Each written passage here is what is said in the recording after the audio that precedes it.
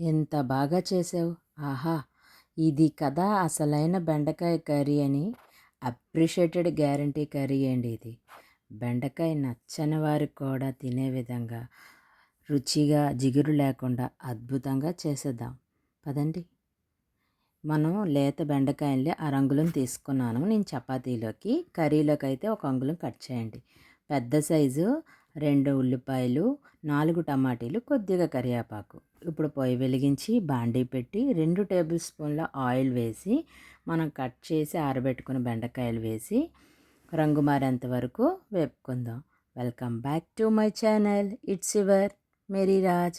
మీరు first time నా channel చూస్తున్నట్టయితే please subscribe and share my channel. చూసారా, బెండకాయ ఫ్రై అయ్యి మీడియం ఫ్లేమ్లో కలర్ మారింది కదా. ఇప్పుడు తీసి పక్కన ఉంచుకుందాం. ఇప్పుడు అదే బాండీలో 1.5 స్పూను ఆయిల్ వేసుకొని చాప్ చేసుకున్న ఉల్లిపాయలు, కరివేపాకు వేసి బాగా గోల్డెన్ కలర్లో వేగనిద్దాం. ఇప్పుడు చిన్నగా చాప్ చేసుకున్న టమాటీ ముక్కలు కూడా వేసుకొని ఒకసారి కలుపుకుందాం. బెండకాయ కూరకి కొద్దిగా ఆయిల్ ఎక్కువే పడుతుందండి. ఇప్పుడు కూరలోకి కావాల్సిన ఇంగ్రీడియంట్ వేసుకుందాం. తగినంత ఉప్పు, తగినంత కారం, కారపొడిలోంచే కారం కావాలండి.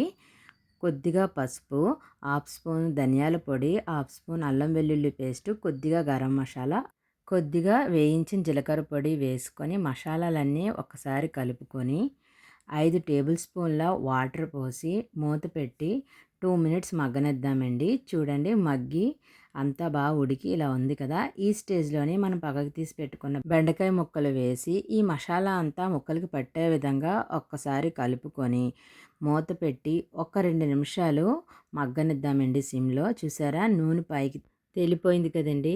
మన కూర రెడీ అయిపోయిందండి.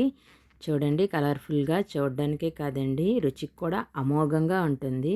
ట్రస్ట్ మీ, ఒకసారి మీరు ట్రై చేసి ఎలా ఉన్నదండి కామెంట్ చేయండి. Thank you for the watching.